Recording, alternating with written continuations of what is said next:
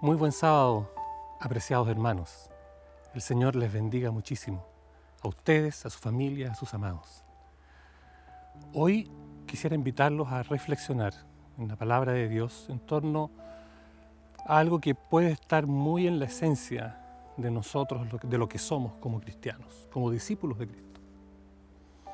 Hablando de eso, de lo que somos, porque vamos a hablar de aquello, la palabra del Señor dice en Juan 15:4: en esto es glorificado mi Padre, en que llevéis mucho fruto y seáis así mis discípulos. Aquí hay dos elementos, el ser discípulos y el llevar frutos. Y alguien podría pensar que probablemente el llevar frutos es un requisito para ser discípulos, sin tener en cuenta el contexto, pero en el contexto nos vamos a dar cuenta que en realidad primero está la dependencia con el Padre, está esa vida de unión con Él, y luego viene el dar frutos. Hablando de esto con mis hijos hace unas semanas atrás, en realidad no estábamos hablando específicamente de esto, pero yo pensando en esto, le hice una pregunta en la hora del almuerzo. Ahí ustedes ven a Constancita, a Eloy, ellos son nuestros hijos, y entonces les pregunté, ¿quién eres tú? A uno primero, después al otro. Ya empezó el papá con estas preguntas. Bueno, el hecho es que ellos comenzaron a decir primero su nombre, y luego una de las primeras cosas que se le vinieron a la mente es: nosotros somos sus hijos, yo soy tu hija, yo soy tu hijo. Y después les mostré a este personaje que ustedes ven ahora. Él se llama Rocky, y la respuesta fue al unísono: él es nuestra mascota, él es nuestro perro. Me llamó la atención en esa respuesta que en ambos casos la definición de la identidad está dada en primera instancia por la relación de dependencia. En el caso de ellos, en relación con nosotros, sus padres. En el caso de su mascota, con ellos mismos. Y es así también con el cristiano. ¿Quién es el cristiano? ¿Quién eres tú? Y esa identidad va a estar dada por tu relación con el Padre. Esto es así también desde la perspectiva bíblica. Nosotros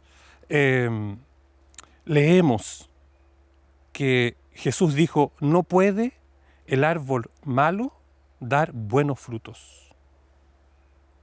Es decir, primero se es un árbol bueno o malo, y después los frutos están en concordancia con lo que el árbol es. Hablando de esta tensión también entre el ser y el hacer, cuando Jesús visita a Marta, María y Lázaro, ustedes recuerdan la historia, Marta estaba ocupando haciendo cosas, y María decidió estar a los pies de Cristo. Jesús le dijo a Marta que su hermana había escogido la buena parte, estar, en lugar de dedicarse a hacer. Aquí ya nosotros podemos ver una pista de que en la Biblia no es que una cosa sea más importante que la otra, ambas deben estar en equilibrio.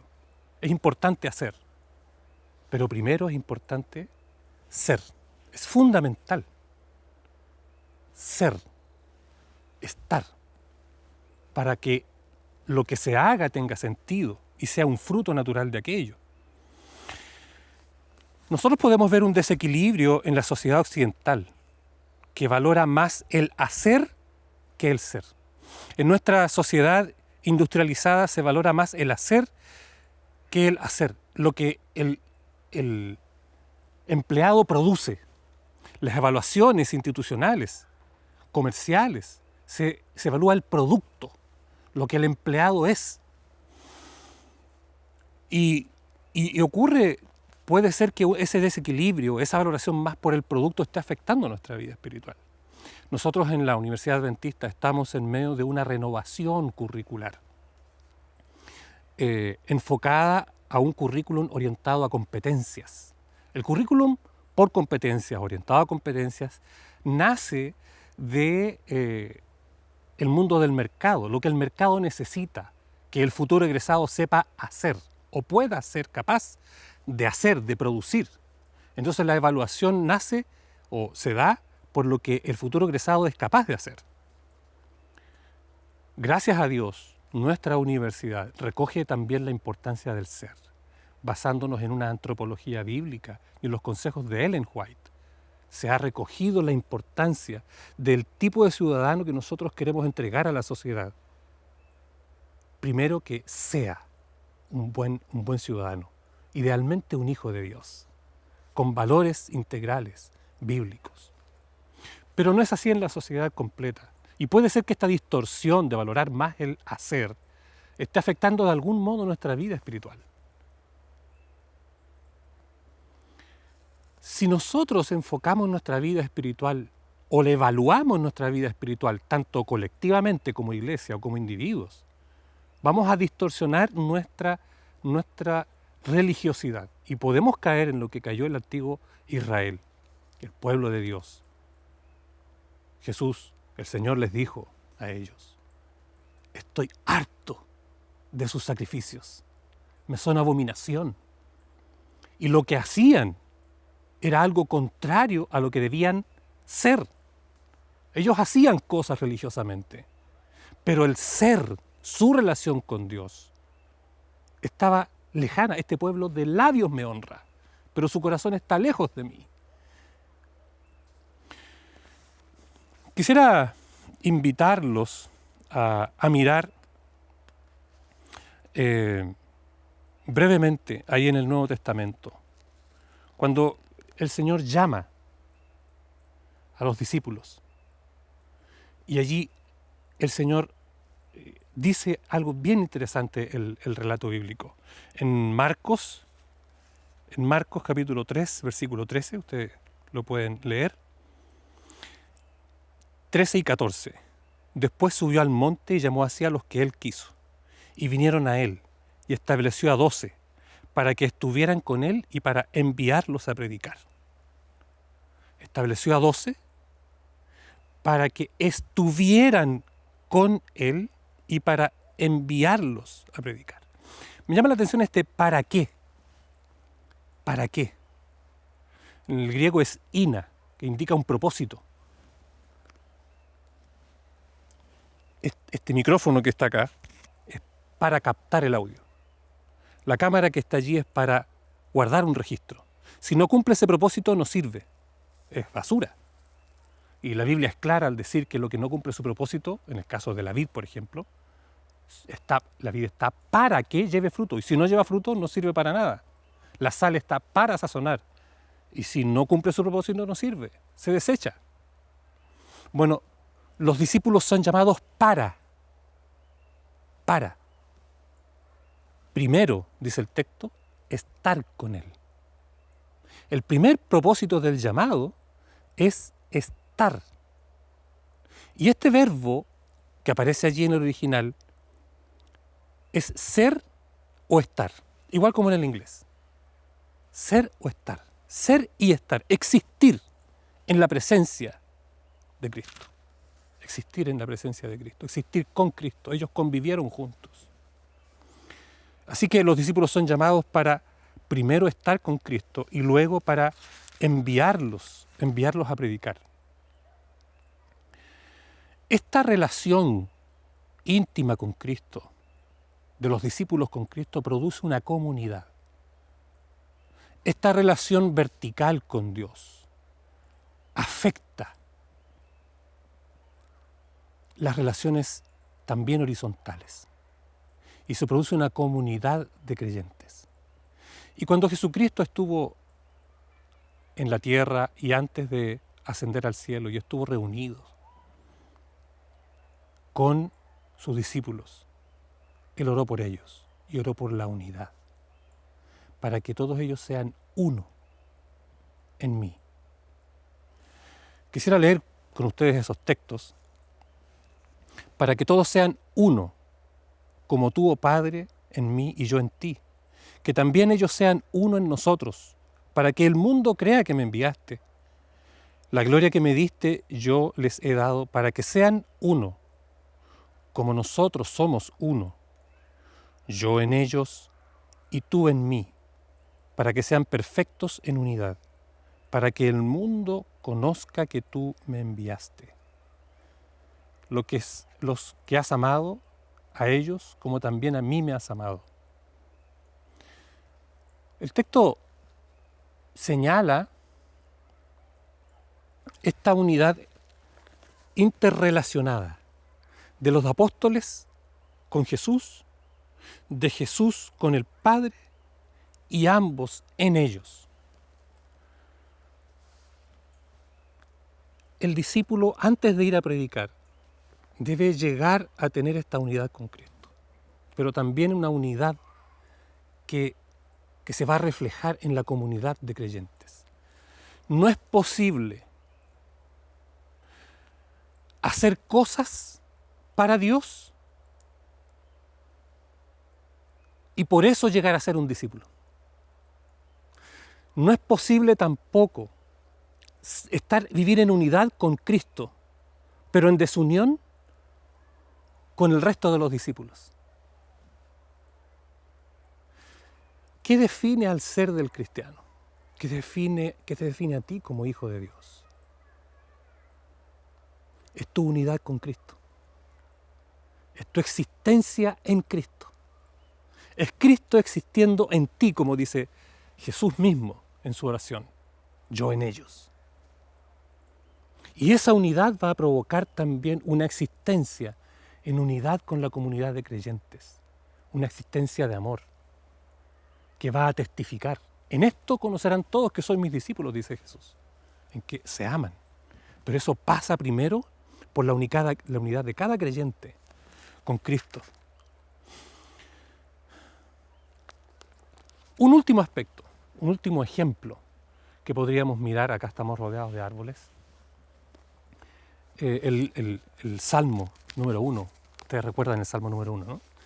Bienaventurado el varón que no anduvo en consejo de malos, ni en silla de escarnecedores se ha sentado, sino que en la ley de Jehová medita de día y de noche, y en ella está su delicia. Jeremías va a agregar a este texto, Jeremías 17:8, será como el árbol plantado junto a las corrientes de las aguas. Y él añade cuyas raíces llegan hasta las corrientes de las aguas. Y sabemos que en la Biblia el agua simboliza a Jesucristo. Si alguno tiene sed, venga a mí y beba. La raíz es aquello que no se ve. Nosotros vemos el follaje de los árboles acá, pero no vemos sus raíces. Pero los árboles son dependiendo de cómo son sus raíces. En casa, hace unos años tenemos un ciruelo. Ahí ustedes están viendo el ciruelo ahora. Ese es un ciruelito que el año pasado dio unas 12 ciruelas, nada más. Y Cecilia, mi esposa, se propuso que este año diera más fruto. Ustedes van entendiendo el paralelo, diera más fruto. Entonces, ¿qué dijo ella? ¿Qué puedo hacer? Lo voy a regar. Y ese acto afectaba ¿qué? ¿El follaje? ¿Le colgaba frutos? No. Ese acto afecta las raíces. Para nutrirlo, para cuidarlo, para protegerlo. Nosotros no podemos ponernos frutos. No sirve de nada que hagamos cosas si no estamos primero alimentando nuestras raíces. ¿Y qué es nuestras raíces? Lo que nadie ve.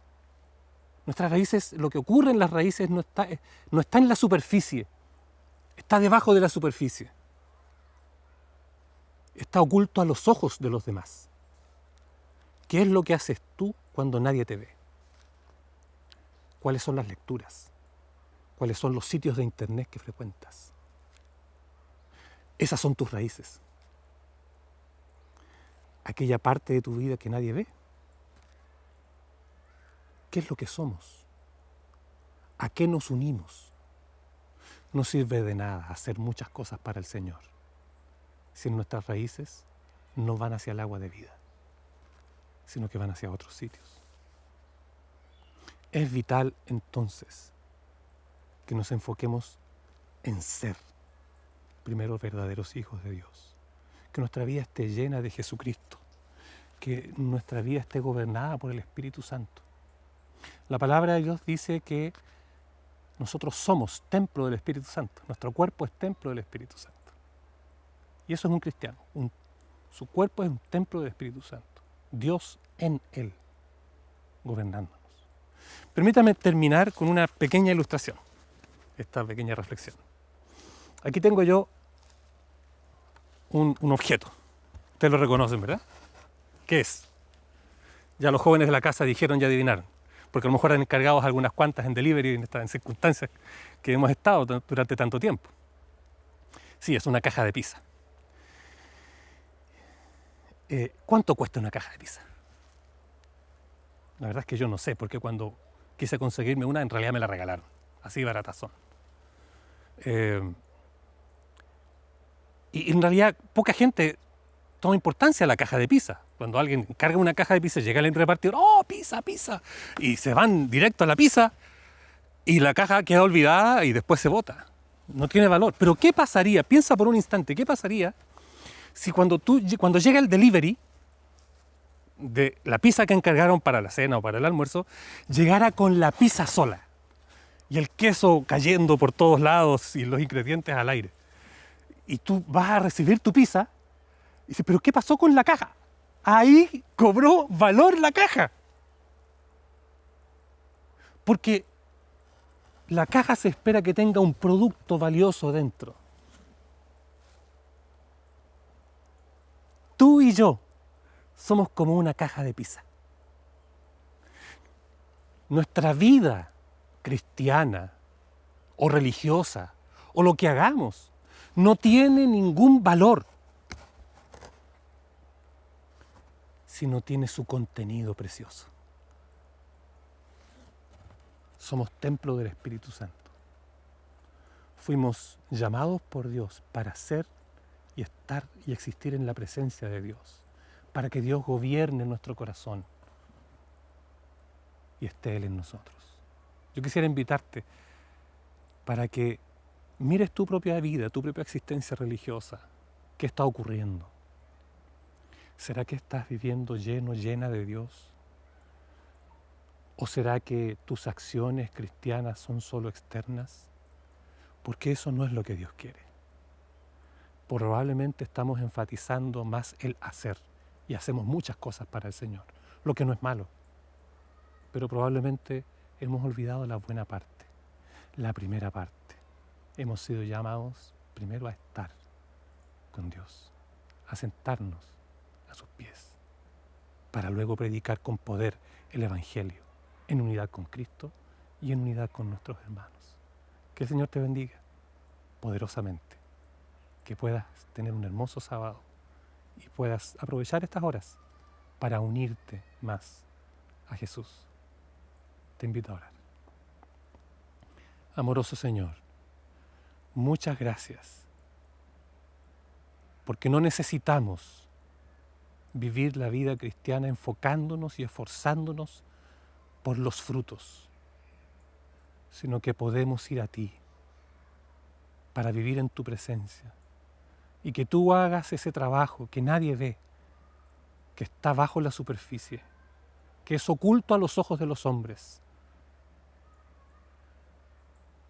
Y Señor, que en forma natural los frutos lleguen a su tiempo. Ayúdanos, Señor, para poner nuestros esfuerzos y poder vivir a tus pies, conectados a ti vitalmente cada día. Muchas gracias. En el nombre de Jesús. Amén.